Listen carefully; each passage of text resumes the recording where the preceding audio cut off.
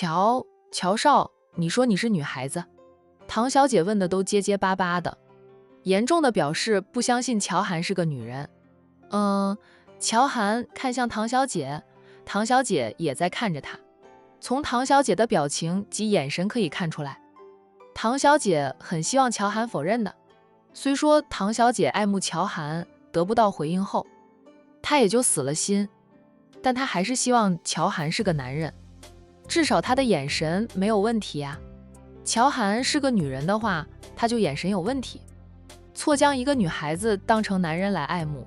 唐小姐想想都无法淡定了，不要说唐小姐无法淡定啊，听到乔涵说她是女人的人都无法淡定。乔涵沉默了片刻后，说到我说我是女孩子，信不信随便大家了。他不会过多的解释，如果不是为了战浩宇，他都懒得说出来，管别人怎么说。他还拉高了战浩宇的大手，我和浩宇都是正常的人，他不是同性恋，我也不是。唐老，我看到熟人了，去和熟人打声招呼。乔涵留点时间给大家消化这个事实。看到熟悉的老总了，他带着战浩宇起身去跟熟悉的人打招呼。只是熟悉他的那些老总看到他穿着女装，看他的眼神总是一言难尽的那种。乔涵也懒得解释，神色自若的和大家打招呼，谈生意经。以往他参加宴会不喝别人的酒水，有了战浩宇后他就喝了。有战浩宇陪着他，天塌下来他都不担心，就战浩宇不会给任何人算计他的机会。今晚的商业酒会，本来大家都是想借此机会谈生意的，结果因为乔涵着女装，导致大家的注意力久久无法集中，几乎都在盯着乔涵看。乔涵说过他本红装，但更多人的人认为他是为了维护战浩宇，不想被别人说战浩宇是同性恋，男扮女装的，然后扯个谎言说她是个女人，肯定是这样。那也有很多人就尝试着打电话给乔董夫妻俩求证，有自知之明的乔董夫妻俩早早就关了机，他们联系不上乔董，知道乔轩联系方式的人转而打电话给乔轩，代替姐姐去和客户合作之事的乔轩，手机不停地响，接听了几次后，再接到来电，乔轩忍不住对电话那边的人说道：“周总，我哥说他是男人，他就是男人。说她是女人，那就是女人，你们不要再打电话来向我求证了。我有记忆以来知道的都是哥哥，现在我哥说她是我姐姐，那就是姐姐了，是男是女？没有人比我哥自己更清楚吧。我很忙，你们都不要再打电话给我，烦死了。”说完，乔轩挂断了电话。陪着乔轩一起过来的几名高层管理听到乔轩的话，都看着乔轩啊，包括客户啊，他们好像听到了与乔少有关的八卦新闻了。乔副总，是不是乔少遇到麻烦了？客户关心地问。其实是八卦心太强了。今晚原本是他和乔少见面的，但乔少下午没有回公司，晚上又有应酬，就让乔副总接手了。乔副总是乔少的孪生弟弟，各方面也很优秀，但有乔少珠玉在前，那乔副总始终差了那么点儿。不是我哥遇到麻烦啊，是我哥制造了麻烦，麻烦找到我这里来了。乔轩话刚说完，手机又响了，他对众人说道：“看，又来一通电话了，他们干嘛不打电话给我爸妈呢？老是打给我做什么？我跟我哥做了20几年的兄弟是不假，但我们没有同床共枕过，也没有一起洗过澡，我哪知道我哥是男是女？从我有记忆以立，我都是叫他哥的。”乔轩知道他哥其实是他姐姐的时候，就已经成年了，父母告诉他的，但他没有求证过。父母说他哥就是他姐，那就是了。想来呢，父母也不会骗他吧。乔少是男是女？乔轩干脆就说了个清楚明白。他说到我哥今晚出席宴会，穿着晚礼服出现的，他着女装美得倾国倾城的，但是给大家的却是错愕。大家都向我求证，我哥到底是哥还是姐，他们还问我哥是不是为了战浩宇才穿的女装，是不是男扮女装这个吗？我哥肯定是为了战浩宇才会穿女装呀，以前战浩宇为了我哥不也穿过女装，真的不是一家人不进一家门呀。他们俩会相爱也是有道理的，做的事情都是一个样。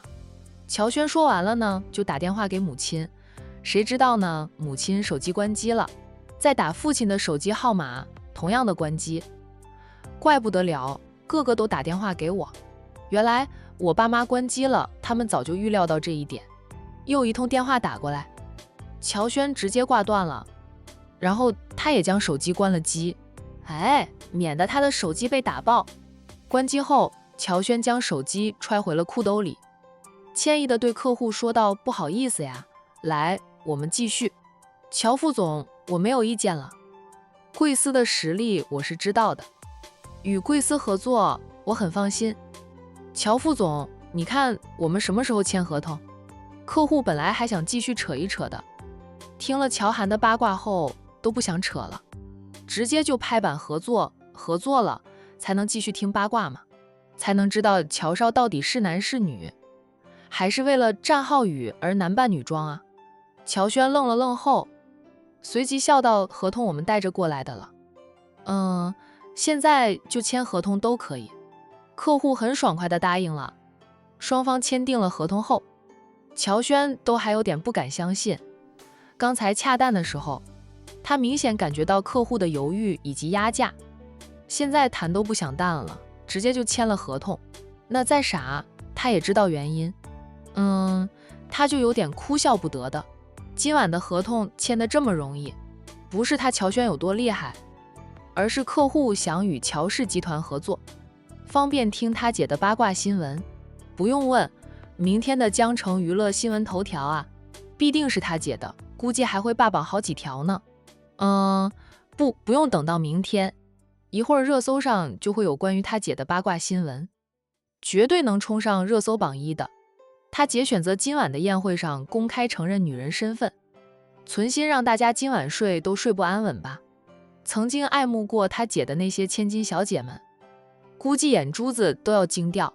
八卦往往传得最快，是无数女孩子梦中情郎的乔家大少爷，乔氏集团的当家总裁，极有可能是女人。这件事短短的时间内就传遍了江城上流社会，收到这个消息的众人无一被惊掉眼镜，就连在医院里看着郑华的凤家主，收到这个消息时都吓了一大跳。他坐在病床前，忽然笑了起来，边笑边说道：“原来如此，原来如此，怪不得了。”他莫名的笑起来，还说了2句莫名其妙的话，吓到了郑华。郑华紧张地看着老七，不知道又发生了什么事。他自宫得以保持着几十年的婚姻，保住了他牺牲几十年的自由换来的郑家富贵，以后也没什么好想了，老老实实地陪在老七的身边。但他也知道，就算他自宫了，他们婚姻的裂痕还是存在的，不过是看在孩子们的份上，老七没有让孩子们知道他的真实情况，给他保留了一点面子哈。老七若是不高兴，随时会要了他的命，所以郑华就算躺在病床上，也是提心吊胆的。老婆怎么了？郑华小心地追问着凤家主，一个谁也想不到的爆炸性的新闻。凤家主脸起了笑容，看着丈夫。现在的郑华仿佛苍老了10岁似的，成了太监，看他以后还怎么出轨偷食。这凤家主心里有着报复丈夫的快感，面上不显。她问着丈夫：“你知道你的小狐狸精爱慕乔少，为什么得不到回应吗？”郑华的表情僵了僵，他向妻子解释的老婆：“我和凤若真的是被人算计的，你只要好好查一查，肯定能查出来。那天晚上那么多人去了我们家里，也没有什么外人，绝对查得出来。在我的心里啊，我一直都将凤若当成女儿的，她是有色心，也出去偷吃了1次，偷吃过后的确会上瘾，总想着什么时候有机会再出去偷吃几次的，但她绝对不会打凤若的主意。哪怕凤若不是他的亲生女儿，那却是被当成亲生女儿养在身边28年。郑华苦涩的道：“我知道你气得很，因为我和凤若都是你最重要的人，我们的事被你看到，也被其他人看到，让你里子面子都没有了，对不起，都是我的错，若不是我，也不会发生这么多事。他若不是出去偷吃，就不会被老七抓到，也就不会因为心情不好待在房里喝闷酒。凤若不给他送饭菜上楼，两人也不会遭到算计，发生了不该发生的事。说到底都是他的错。就老七还念着几十年的夫妻之情，只让他自宫还保住他的命，并且不动他郑家的人，已经是高抬贵手的了。行了，看我今天心情恢复一点了，你又想让我生气是吧？我问你，你知道凤若为什么得不到乔少的喜欢吗？郑华自嘲地说道：“乔少年轻有为，家世又好，乔氏集团在江城那是数一数二的大集团，乔少也俊美非凡。凤若不是你们凤家亲生的女儿，就算是亲生的，说实话，你别生气哈。凤家现在是无法和乔家相比的，乔少看不上凤若，很正常啊。”顿了顿，他又说道：“不过，江城那么多的名门千金，乔少也看不上，爱慕他的女人多了去。有哪个女人能得到他喜欢的？我说他呀，真的是同性恋，所以战家三少爷追求他，他很快就答应了战三少爷的追求。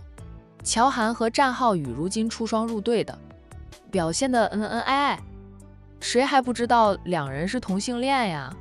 曾经爱慕过乔涵的那些千金小姐们，大概也释然了吧？不是他们不够好，而是乔涵的问题。乔涵是弯的，错，乔少不是弯的。呵呵，我想没有人能想得到会是那个结果，太意外了。凤家主又笑了起来，他呢也释然了，就内心深处，他是很希望乔涵能成为自己的女婿的。就看得出来，乔少对凤晴的态度很好。凤晴虽不绝色，但也丑不到哪里去。怎么说都是他夫妻俩的亲生女儿。夫妻俩年轻时颜值都可以的，特别是郑华，年轻时就是个美男子，他才看中郑华的。他以为乔涵喜欢凤晴这种类型的。现在明白了，乔涵不是嫌弃谁不好，而是乔涵本身就是个女孩子，乔少不是弯的。郑华不解啊，那他怎么会接受战家三少爷？你猜？我猜不到啊。凤家主呵呵的道。乔少今晚穿着晚礼服出席了唐家的宴会，唐太太和乔太太熟识的，看到乔少穿着晚礼服，大概是嘴多吧，委婉的说了乔少几句。结果乔少说他原本就是个女人，不过是为了方便，所以一直都男人打扮。一句话总结，乔少不是乔少，是乔小姐，是女扮男装的。她本来是个女人，又怎么会喜欢我们的女儿？她会接受战浩宇的感情，那才是正常的呀。郑华目瞪口呆，乔少居然是女人啊？真的假的啊？凤若知道了该有多难过呀。郑华第一个想到的竟然是凤若会难过。其实凤若现在都没有收到消息，她被赶出了凤家大宅，身无分文的在别墅区附近流浪着。还是郑一帆念着兄妹情，偷偷的接凤若去了他名下的一栋小别墅里，让凤若暂时住在哪里，等到父母从医院回来，母亲的气消了，他们再替凤若求求情了。就算不能让凤若回到大宅里，至少也要给凤若一条生路呀。如今凤若这般，那什么都没有了。郑一帆兄弟三人心疼，却也没有办法。他们甚至不敢明着帮凤若，怕自己的老婆知道了，又闹事再去母亲或者凤晴面前告上一状，连他们都要受累。我看乔涵对阿晴态度挺好的，阿晴在宴会上被人欺负时，乔少都会帮着阿晴。虽说乔少不可能成为我们凤家的上门女婿，还是忍不住奢想，现在我也释然了，不是咱们的女儿不够好，是乔少非乔少，凤晴哪里配得上乔少呀？凤晴是他亲生女儿不错，可是凤晴在乡下长大，各方面都不如阿若的。郑华并不敢说那样的话。阿晴的婚事，我也操心，她的思想跟一般人不一样。想到亲生女儿说生个私生女当接班人，只要孩子不要孩子爸的想法，这凤家主也是头痛得很。虽然他和郑华的婚姻到了晚年出了问题，但是夫妻几十年，没有爱情也有亲情的呀。年老的时候呢，身边有个老伴陪着，至少不会孤独。有儿有女又如何啊？那儿女长大了，组建了新的家庭，他们又要工作挣钱，也有自己的儿女，分给父母的关注是少之又少的，更不要想着那儿女天天陪自己，那能陪在自己身边的就是枕边人。在郑华和凤若发生了那样的事情后，凤家主气得要死，最终只是赶走了凤若，要求郑华自宫，并没有离婚赶郑华走。他也不担心老了郑华会报复他，他是凤家的家主，就算凤晴上位了，他在凤家大宅里还是老佛爷。况且凤晴和他这个亲妈关系更好一点，对郑华这个亲爸反而一点感情都没有。等到他老的走不动了，郑华说不定已经走了呢。毕竟郑华比他年长几岁的，不管怎么说都是希望女儿能找个丈夫，过着正常的夫妻生活，而不是为了生个接班人随便找个男人了事。郑华没有接话，亲生女儿跟他不亲，亲生女儿要嫁给谁招谁上门也轮不到他做主。上次他想给亲生女儿牵桥搭线，介绍一个男朋友的，凤晴不喜欢不说，还怪他介绍的男人是个二世祖什么的。那凤家是招婿上门，有几个男人愿意当上门女婿的？若不是图凤家的钱财及地位，他当初也不会当上门女婿啦。他想着他和凤家主生的这女儿，以后会接管凤氏家族，到时候他就成了凤家的老爷子。年轻时憋屈一点，老了能威风一把。哪想到啊，人算不如天算呀！亲生女儿被调换了，以致换回来后，已经错过了培养感情的好时机，那导致他和亲生女儿一点父女感情也没有。很晚了，你睡吧，我也休息一会儿啊。明天我要回公司了，让一帆兄弟3人轮番来照顾你。郑华目前没有生命危险的了，住上2、3天院，凤家主也就放心的去上班。那不想天天待在医院里看着这个老男人。郑华有点着急的道儿子过来，就会知道了我的伤情。亲生女儿知道了，老七告诉亲生女儿的，不过亲生女儿跟他不亲近，就算女儿心里看不起他，他也不在乎，但让儿子知道了，他成了个太监。郑华觉得脸都没有了。凤家主讽刺着，你还怕你儿子知道呀？要不要让凤若过来照顾你啊？顿了顿后，凤家主说道，行了，我再照顾你几天，下周1我就回公司了。到了下周1，郑华都差不多可以出院，以后生活自理他自己解决，避开儿子们就行了。郑华不敢再说什么。凤家主转身走出去，他让人给他送了一张折叠床过来，摆在外面的厅里，他就睡在外面。郑华病床旁边有一张家属床的，凤家主不用，他不想和郑华住在一间房，夫妻俩还维持着夫妻关系，不过是看在儿孙的份上。病房里恢复了宁静啊。随着夜色的加深，这座城市也从热闹渐渐趋于平静。隔天，御医别墅区，一辆迈巴赫停在了乔涵的私人别墅门口。从车上下来的人是战浩宇，他今天不仅仅抱着花束，还提着几个精致的袋子。他走到别墅门口，按响了门铃。过了好一会儿，管家才出来开门。见到是战浩宇，管家笑道，战总早呀，我们大少爷还没有起来呢。大少爷昨晚很晚才回来的，不过大少爷天天晚上都很晚才能回家，工作太忙，应酬太多。乔涵昨晚在宴会上出尽了风头，成了全场最焦点。他也没有在唐家待太长时间，露个面，跟些熟悉的老总打声招呼，谈谈生意，待了大概半个小时吧，便和战浩宇一起带着保镖团离开了唐家。从唐家回到乔家老宅，他马上就换回了男装，不过没有再用假腹肌。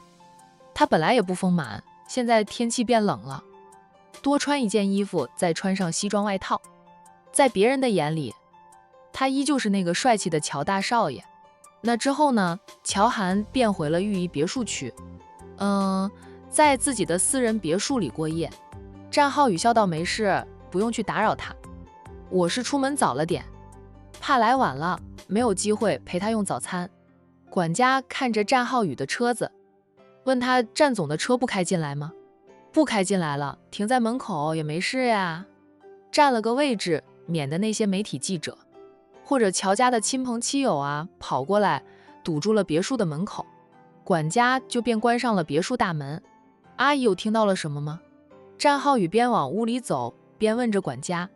管家以为战浩宇问的是他和乔涵相恋的事，便说道：“听得多了，战总和我们大少爷不是不在乎吗？哎，只要你们过得开心，管别人做什么。大少爷和战总在一起后都变得温和多了。”战浩宇笑笑：“那是走自己的路，管别人说什么。”管家大概还没有听说乔涵是女人的事。乔涵位于御医别墅区的私人别墅，很少人能进来，座机电话也没有外泄，没有人打电话到这里来。管家暂时还不知道，也很正常，估计也不会有人打电话问管家吧，就管家只是管家而已。乔家的很多亲朋微友都不知道乔涵原来是女人呢，一直都以为乔太太当初生的是一对孪生子。进了屋里，战浩宇放下了那几个精致的袋子，袋子里面装着的是2套新衣服，女装，还有一条项链，一副耳环，都是他为乔涵准备的礼物。乔涵都坦诚了她是女子的身份，他现在送她女孩子喜欢的礼物，他应该会收下吧。我上楼去看看。战浩宇抱着花束上楼去，他是这里的常客，管家没有拦他，由着他抱着花束上楼去。来到乔涵的房门口，战浩宇还腾出手来，扯了扯自己戴着的领带，顺了顺自己的衣服，确保乔涵开门看到他时，他处于最佳的状态，觉得自己现在处于最佳状态了。战浩宇才敲着门：“阿涵，是我，浩宇。”乔涵刚刚醒来，就听到了战浩宇的敲门声。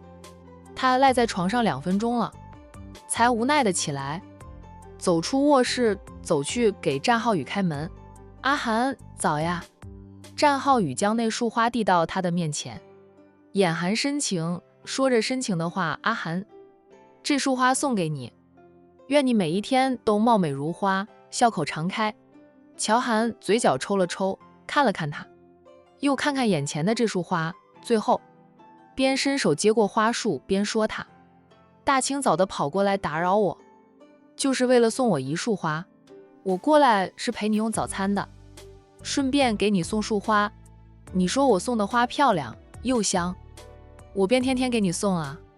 难道你不喜欢每天都能收到鲜艳夺目的花束吗？”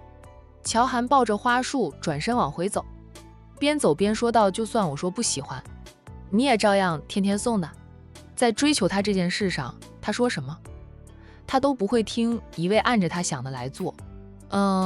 最初他被他缠的真的烦到透顶，很想让人套他麻袋揍他一顿的呀。他却先哄住了他的父母，有他父母为他撑腰，连乔氏集团都任由他出入了。以往你也没有过来陪我用早餐，我不也照常吃。乔涵嘴上吐槽着战浩宇过于霸道，不管他喜不喜欢都会照送花束，还是抱着花束走到花瓶前，将那束花插进了花瓶里。他往后退了2步，欣赏着鲜花的娇美。战浩宇进来并关上了房门。看到他还穿着睡衣，赶紧去衣帽间帮他拿来了衣服，递给他，说道：“现在天气渐冷，特别是早上感觉好冷，赶紧换衣服，别着凉了。”乔涵没说什么，从他手里接过了衣服，说了句：“你在沙发上坐着等我，我去换衣服。”好。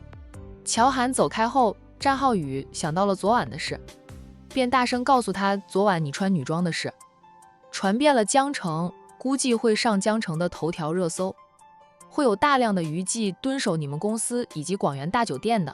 哎，你要不要休息一天？今天不回公司啊？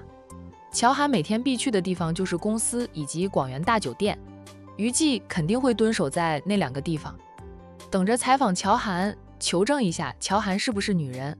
一般人女扮男装20几年，不会引起这么大的轰动。但乔涵是江城无数女孩子的梦中情郎，爱慕他的女孩子各个阶层的都有。他又是乔氏集团的当家总裁，一直被称为乔家大少爷。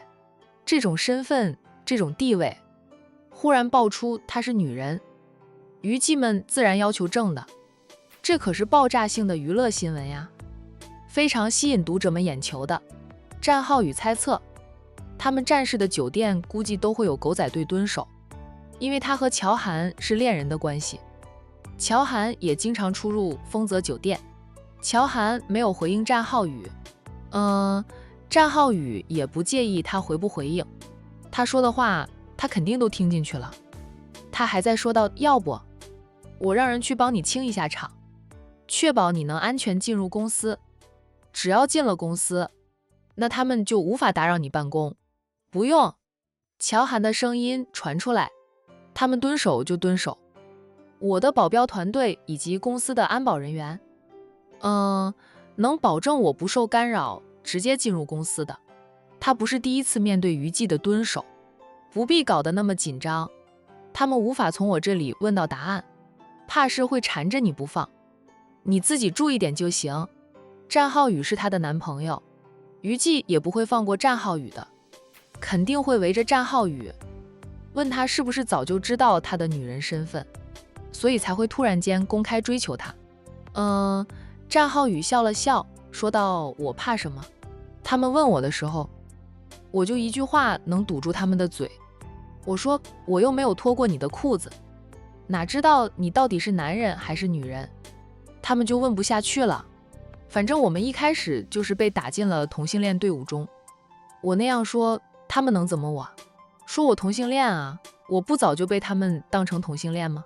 说我早知道你是女人，他们有证据吗？我说我昨天晚上才知道的，他们也只有相信的份。”乔涵默了默，也是战浩宇的嘴巴最是能说会道。那些娱记在他手里不知道栽了多少次跟头，他不愿意说的话，娱记们就算使出浑身解释，也没有办法从战浩宇嘴里套到有用的信息，反而容易被战浩宇转移话题。那等到娱记们被忽悠离开了，娱记们才会慢慢醒悟过来，知道又被战浩宇忽悠了。以往他和战浩宇的事被娱记追问采访时，娱记们都是硬着头皮去蹲守他，也不愿意去围堵战浩宇，哪怕战浩宇看起来比他更好说话，也不排斥娱记们的采访啊。但是娱记们就是不想再去找战浩宇，他们总觉得战浩宇是耍猴子的人，而他们则是被耍的猴子。乔涵换好了衣服从浴室里出来，整个人已经神采奕奕，又是那个玉树临风的乔大少爷。战浩宇看着心爱的女人，吹了声口哨，打趣的道：“换成我是女人，也会被你迷得神魂颠倒，爱死你。”乔涵瞪了他一眼，他嘻嘻的笑：“我这么优秀的男人，往你面前一站，都输给你这个假男人。哎，教我情何以堪呀？走吧。”“去哪？”战浩宇随口问道。“你早早过来是为了什么？”战浩宇边起身边笑道：“陪你吃早餐呀，然后送你回公司，顺便帮你挡一挡那些围堵你的娱记，还有那些曾经爱慕过你的千金小姐们，他们今天肯定还会来问你到底是不是女人。昨晚在宴会上，大家震惊是震惊，那更多人认为乔涵是为了他男扮女装的。那对于爱慕过乔涵的千金小姐来说，她们也更愿意乔涵是为爱男扮女装，而不想乔涵真的是个女人。那样呢，他们就成了集体眼瞎呀。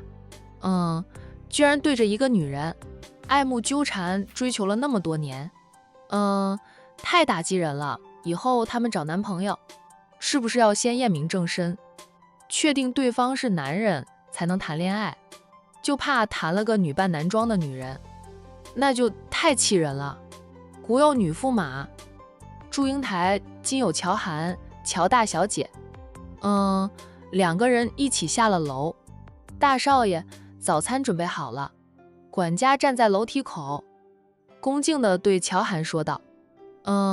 乔涵嗯了一声，他和战浩宇一起进了餐厅，管家并没有跟随。大少爷用餐的时候呢，不喜欢有人在旁边看着，需要什么大少爷往往是自己动手的。管家觉得大少爷这样的主家很好侍候啊，我看你的管家还不知道你是女孩子的事。乔涵瞥了他一眼，说道，我需要向全世界的人宣布，我是个女人的事。战浩宇嘻嘻的笑，不需要。我知道就行。吃早餐，我一会儿还要上班。好。战浩宇帮他拉开了餐椅，嘴上说到，我今天过来的还是不够早。再早一点啊，我可以亲自下厨做给你吃呀。等我的房子装修好了，我搬过来住，以后就可以天天给你做吃的了。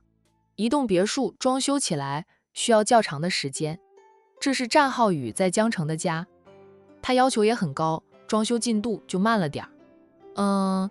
年前能装修好就算不错的了。乔涵默了默后，说到，嘴巴被你养刁了，怎么办？他的厨艺好，这是大家都知道的。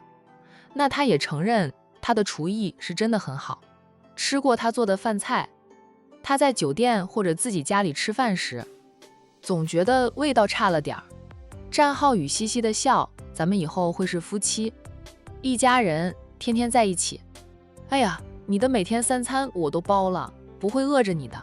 浩宇，乔涵忽然严肃地问他，我说如果咱们婚后，我还是留在江城，依旧打理着乔氏的生意，你会介意吗？